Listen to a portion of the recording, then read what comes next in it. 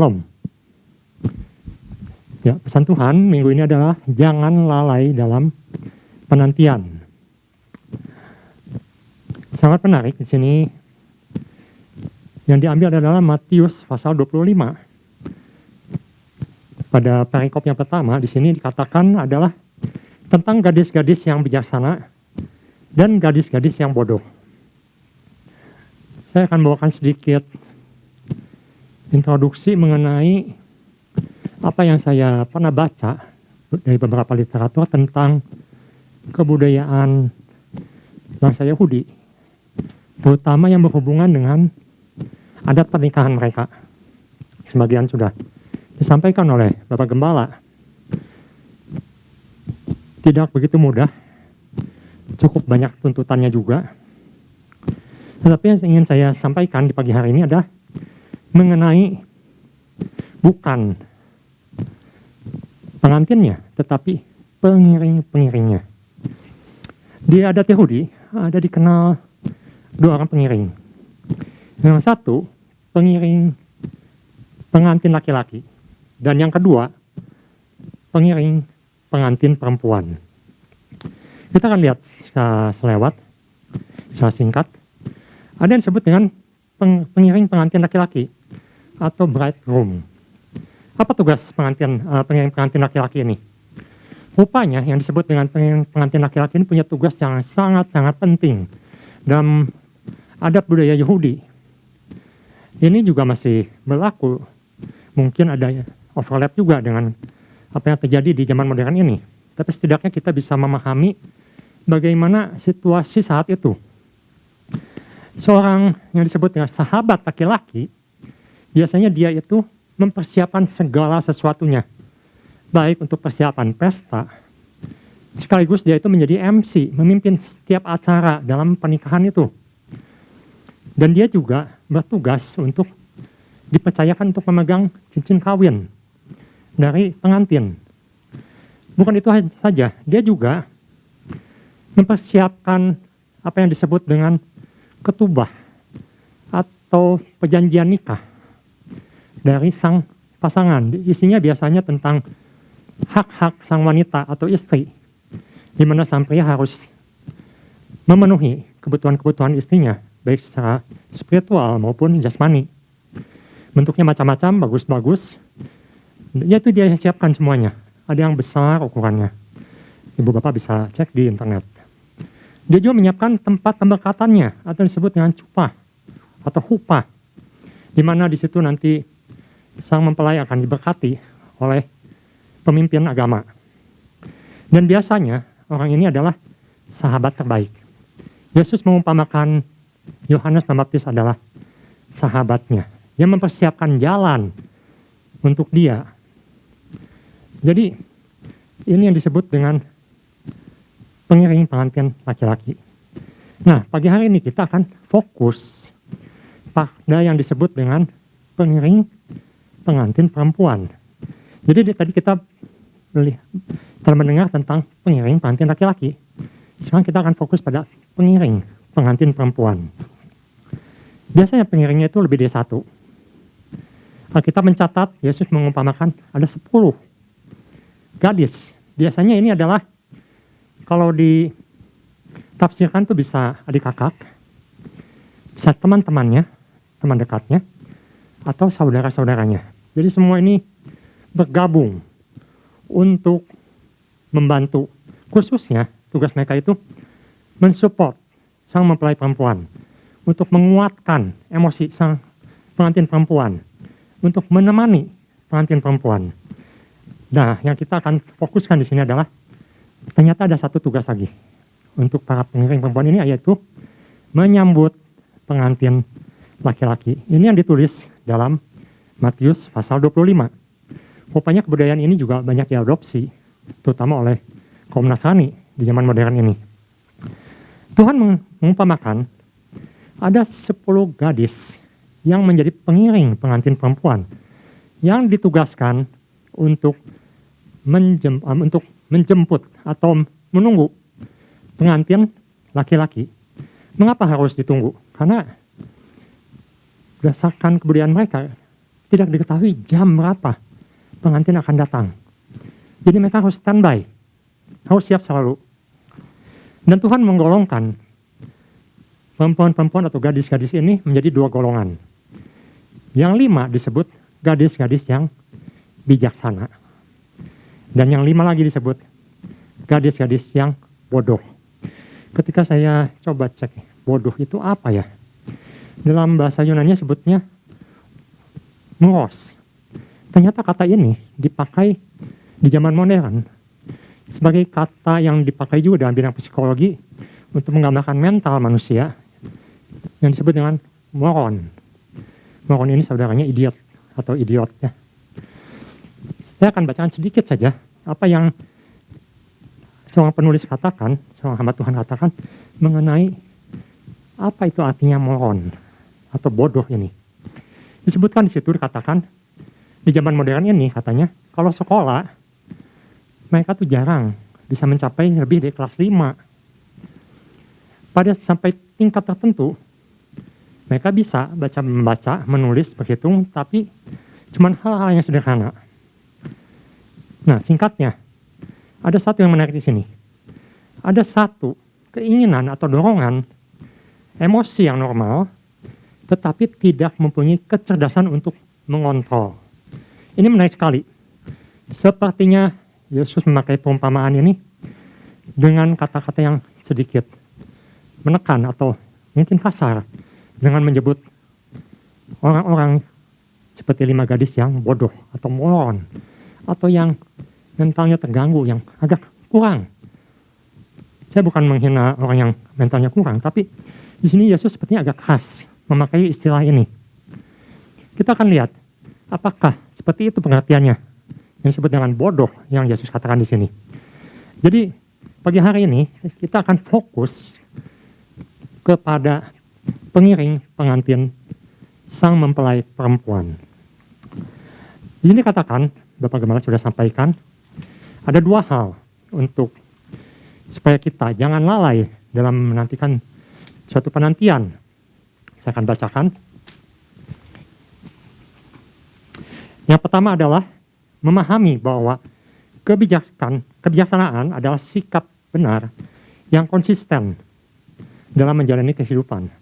Yang kedua, memahami bahwa masa penantian bukanlah suatu tindakan pasif yang menjemukan, melainkan suatu proses persiapan yang menggairahkan. Jadi Bapak Gembala sudah jelaskan tentang pentingnya konsistensi, pentingnya kontinuitas, pentingnya spiritual, pentingnya persiapan. Nah, pagi hari ini saya akan berjudul yang pertama, bagaimana sikap yang benar supaya kita jangan lalai dalam penantian. Ada 2 kata yang menarik di sini. Jangan lalai. Apa artinya lalai? Artinya lalai itu adalah sudah tahu, tapi tidak dilakukan. Kita akan lihat. Yang pertama, kita harus memiliki iman yang disertai keseriusan dan kesetiaan saat penantian. Saya ulangi. Yang pertama, memiliki iman yang disertai keseriusan dan kesetiaan saat penantian. Masa penantian ini adalah masa yang sangat serius. Karena banyak yang tidak kita ketahui kapan kita akan menerima janji-janji Tuhan, kapan datangnya. Tetapi yang ditekankan di sini adalah sikap atau respon ketika sedang dalam masa penantian. Mengapa harus serius? Karena dicatat di sini akan ada yang datang namanya malam hari. Ada yang datang namanya masa mengantuk, masa capek saat menanti. Dan hal seperti ini harus diantisipasi oleh setiap orang yang dipilih, dipercayakan untuk menanti sang pengantin. Jadi saya percaya ke-10 gadis ini bukan orang sembarangan. 10 gadis ini sudah dipilih oleh pengantin perempuan untuk menjemput atau menunggu sang mempelai. Jadi perlu ada satu keseriusan. Kalau dalam bahasa Inggris, iman itu disebutnya dengan faith. Dan kesetiaan itu disebutnya dengan faithfulness. Jadi kesetiaan itu ada hubungan dengan iman. Ketika seorang dipilih dan diberikan satu kepercayaan, ada tanggung jawab. yang harus dia lakukan. Ada satu hal yang serius yang dia harus lakukan. Ketika seorang lalai, apa yang disebut lalai? Tahu tapi tidak dilakukan. Nanti kita lihat akibatnya bukan sesuatu yang main-main. Apa yang dilakukan oleh 5 gadis bijak dan 5 gadis yang bodoh? Ada yang disebut dengan serupa tapi tidak sama. Coba ibu bapak perhatikan, gadis-gadis ini sama-sama berjuang, sama-sama menunggu, sama-sama berharap, sama-sama beriman bahwa mempelai akan datang, makanya ditunggu. Dan juga dicatat di sini, khususnya di ayat kelima, saya akan bacakan di ayat kelima.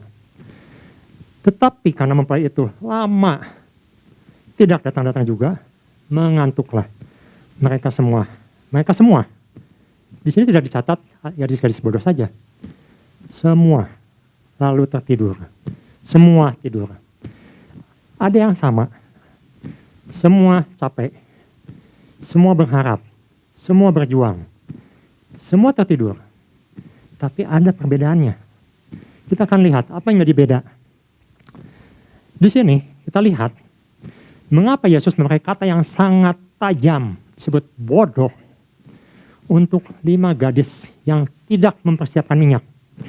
Jadi kalau kita lihat, dalam kebudayaan mereka, ketika sang pengantin pria akan datang, dan itu mungkin datangnya adalah malam hari, maka mereka harus mempersiapkan pelita dan minyaknya. Ternyata setelah saya gali dan saya renungkan, oh ternyata itu ada satu kewajiban. Dan mereka tahu persis, kalau mereka itu membawa pelita, harus bawa minyak cadangan. Yang menarik di sini, 5 gadis yang disebut bodoh ini, mereka sudah tahu harus bawa minyak, tetapi mereka tidak membawanya. Jadi saya melihat di sini, iman itu yang dimiliki oleh 5 gadis bodoh ini adalah iman yang pasif. Atau dengan kata lain, mungkin mereka berpikir, whatever will be, will be. Ya udah, apa yang terjadi nanti, ya seperti nantilah. Kita nggak usah bawa minyak deh.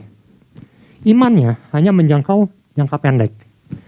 Mereka berpikir, tidak mungkin pengantin datang malam hari. Nggak usah bawa minyak cadangan, cukuplah kita bawa apa yang ada.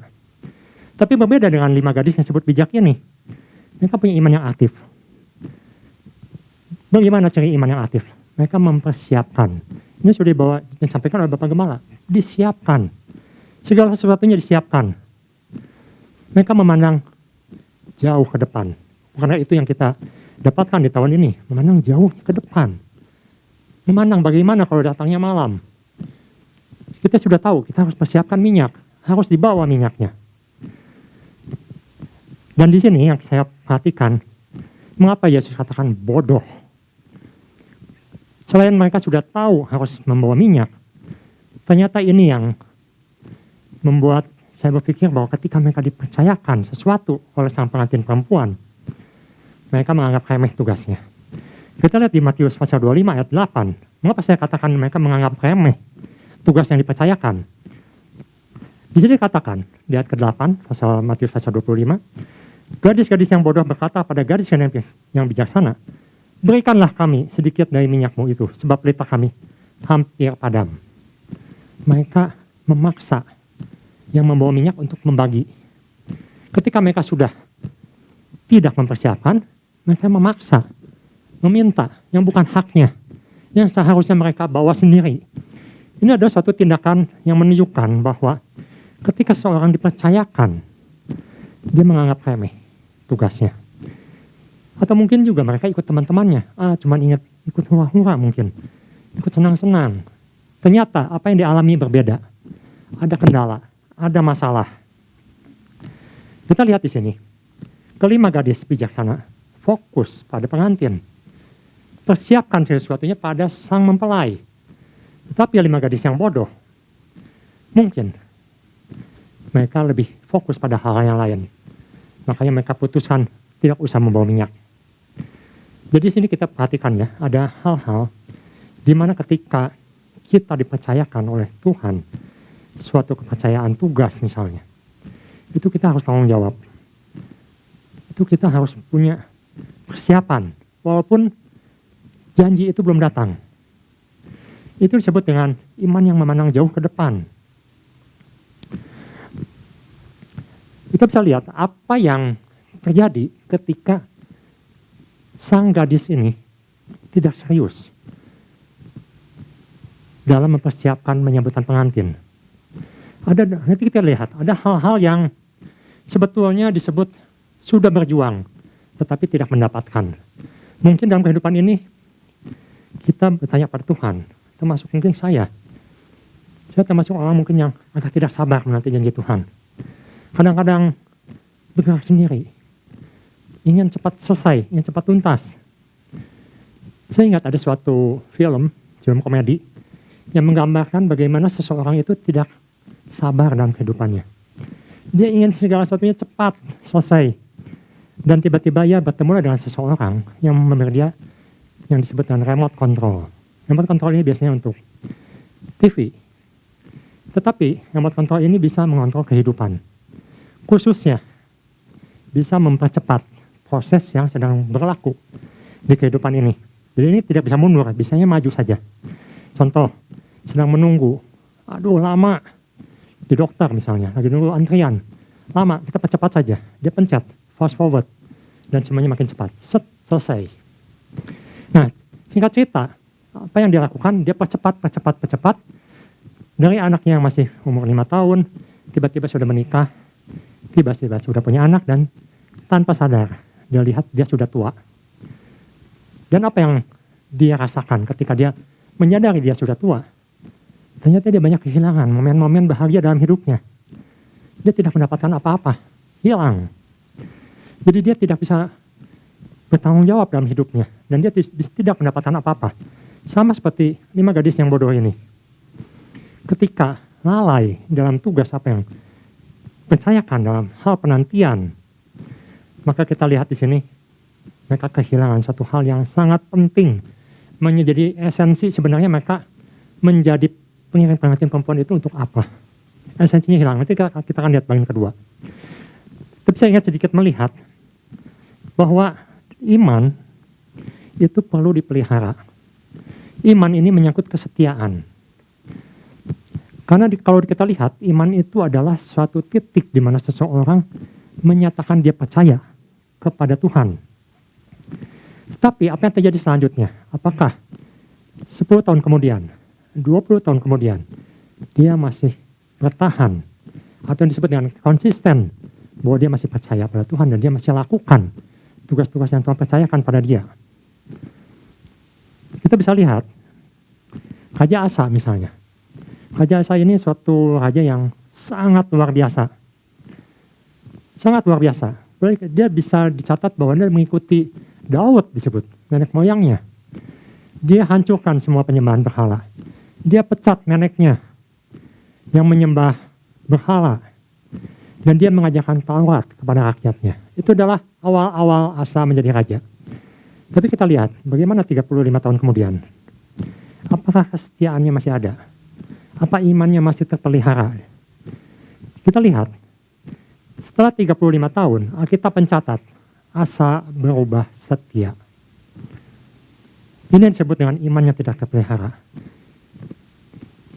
Iman yang tumbang. Tapi berbeda dengan Yosua atau Kaleb. 40 tahun mereka pelihara iman mereka. Mereka tetap percaya sampai mereka masuk pun. Bahkan sampai menduduki. Yosua katakan, aku dan keluargaku tetap mengikuti Tuhan. Itu yang disebut dengan kesetiaan. Rupanya ada hal yang sangat erat antara apa yang dipercayakan dengan kesetiaan. Kalau kita lihat di pasal 25, perumpamaan tentang gadis yang bijak dan gadis yang bodoh ini dilanjutkan dengan tentang talenta. Bagaimana di situ Tuhan meminta pertanggungjawaban. Ketika sang pengantin datang dan ditemukanlah hanya 5 yang menyambut. Karena 5 lagi tidak ada, sedang beli minyak. Dan dia masuk ke dalam pesta, apa yang dilakukan? Pengantin pria ini menganggap bahwa yang 5 ini adalah orang-orang yang tidak bertanggung jawab. Dan tidak berhak masuk dalam pesta. Ini akan kita lihat di bagian kedua.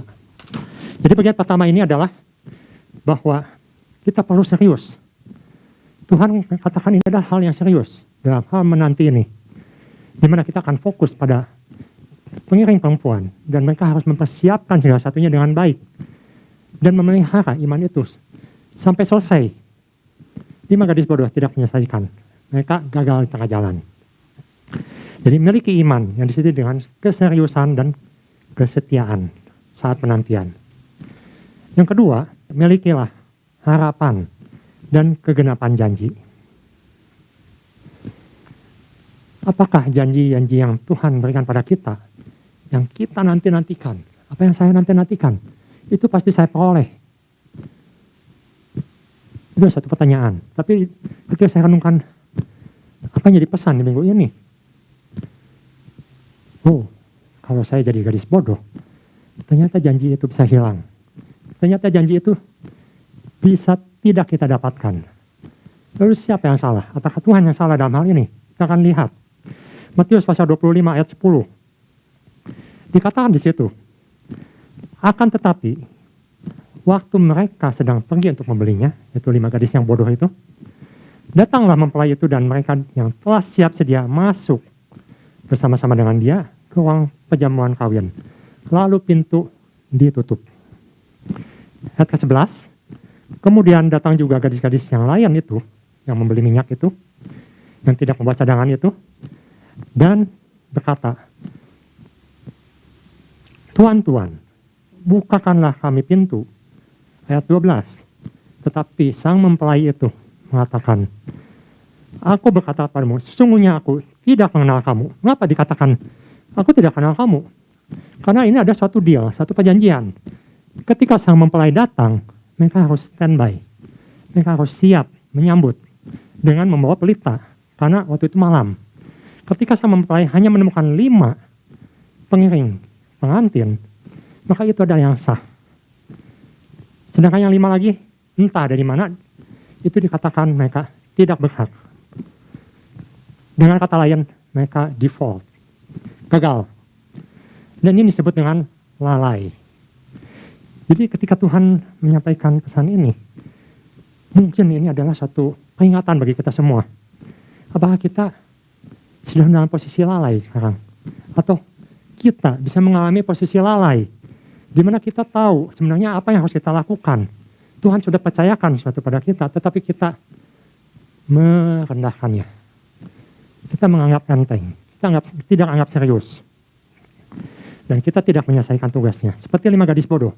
Tuhan katakan bodoh. Tidak selesai tugasnya. Karena itu Paulus kepada Timotius mengatakan ketika dia dalam masa penantian akan akhir hidupnya. Dia katakan pada Timotius, kita akan lihat di 2 Timotius 4 ayat 5. 2 Timotius pasal 4 ayat 5. Di situ dia Paulus melihat ada potensi Timotius untuk mundur, untuk berhenti, untuk menyerah. Dan dia katakan satu kalimat, tetapi kuasailah dirimu dalam segala hal, sabarlah menderita. Semuanya ada tantangan, semua mengalami tantangan, capek, ngantuk, lelah. Lakukanlah pekerjaan pemberitaan Injil dan tunaikanlah tugas pelayananmu. Dengan kata lain, selesaikanlah tugasmu. Selesaikanlah tugas pelayananmu. Itu yang Paulus tekankan. Timotius, kamu harus selesaikan tugas pelayananmu. Coba kita bandingkan di pasal 10. 2 Timotius pasal 4 ayat 10. Di situ Paulus membandingkan dengan seseorang yang ketika dia memulai satu pelayanan bersama-sama dengan Paulus, disebutkan di kitab-kitab lain. Tetapi kita lihat di sini. Karena Demas telah mencintai dunia ini, sudah berhenti melayani bersama Paulus dan meninggalkan aku, meninggalkan Paulus. Dia sudah beralih. Ia telah berangkat ke Tesalonika, mereka setelah pergi ke Galatia dan Titus ke Dalmatia. Ada yang disebut dengan Demas. Paulus mengkontraskan Timotius dengan Demas. Dia katakan, Timotius, kamu harus selesaikan tugasmu. Itu adalah kepercayaan yang Tuhan berikan padamu. Tapi ingat, lihat, Demas sudah meninggalkan. Dengan kata lain, Demas sudah selesai. Dia tidak menyelesaikan tugas Tuhan. Dia berhenti di tengah jalan. Nah, itu disebut dengan bodoh. Bodoh. Diawali dengan yang baik, seperti Bapak Gembala katakan. Diakhiri dengan kesia-siaan. Diawali dengan roh, diakhiri dengan daging. Sehingga apa yang kita harapkan, apa yang menjadi janji Tuhan, tidak kita dapatkan. Jadi jelas di sini, Tuhan adalah Tuhan yang bukan manusia, yang dia bisa berdalih, yang dia bisa lupa akan janji-janjinya. Tetapi rupanya, karena kebodohan kita tidak menerima janji Tuhan. Ini juga menjadi teguran secara pribadi, khususnya pada saya. Saya ingin digenapi dalam janji saya. Mungkin ibu bapak punya pergumulan dalam keluarga, ingin keluarga dipulihkan, punya pergumulan dalam kesehatan, ingin disembuhkan, punya problem dengan keuangan, supaya bisa selesai masalahnya. Tapi ingat, janji ini akan digenapi ketika kita berespon benar. Ketika kita tetap setia pada Tuhan dan tetap melakukan apa yang Tuhan suruh kita lakukan.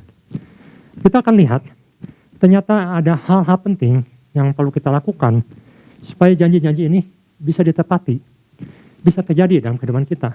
Kita akan lihat di 1 Korintus pasal 15 ayat 58. 1 Korintus pasal 15 ayat 58. Karena itu, saudara-saudaraku yang kekasih, yang pertama, berdirilah teguh. Serius. Tanggung jawab. Pelihara iman. Setia. Yang kedua, jangan goyah. Artinya perlu persiapan. Perlu perlengkapan. Perlu persistensi. Waktu menghadapi masalah. Waktu menghadapi malam. Waktu menghadapi capek. Waktu menghadapi apa yang tidak diharapkan. Yang ketiga, giat dalam pekerjaan Tuhan. Artinya perlu maintenance. Terus bertumbuh. Dan yang keempat, inilah yang disebut janji Tuhan itu. Buat Paulus katakan, ingatlah, sebab kamu tahu bahwa dalam persekutuan dengan Tuhan, jerih payahmu tidak sia-sia. Artinya apa? Ada upah yang Tuhan sediakan. Ini bisa menjadi pegangan buat kita dalam bagaimana kita tidak menjadi 5 gadis yang bodoh. Ingat bahwa kita ini punya pengharapan. Dan pengharapan itu akan digenapi. Kita akan masuk bersama-sama dengan kemuliaan Tuhan kita. Tetapi Tuhan pertanyakan, apakah engkau setia? Apakah engkau menyelesaikannya sampai selesai? Dan itu yang perlu kita perhatikan di pagi hari ini. Jadi yang pertama, kita harus memiliki keseriusan dan kesetiaan dalam masa penantian ini. Dan yang kedua, kita harus memiliki harapan untuk masuk mendapatkan kegenapan janji Tuhan. Jadi sekali lagi, renungkanlah hal ini. Bodoh itu artinya tahu apa yang dilakukan, apa yang harus dilakukan, tetapi tidak dilakukan. Dan orang yang bodoh, gadis yang bodoh, tidak mendapatkan apa yang diperjuangkan. Sayang sekali, saya harap kita semua mendapatkan apa yang kita perjuangkan di dalam Tuhan. Jangan sampai putus tengah jalan. Kuat selalu dalam Tuhan, teguh di dalam Tuhan. Jangan goyah. Sampai sekian, firman Tuhan, Tuhan Yesus berkati.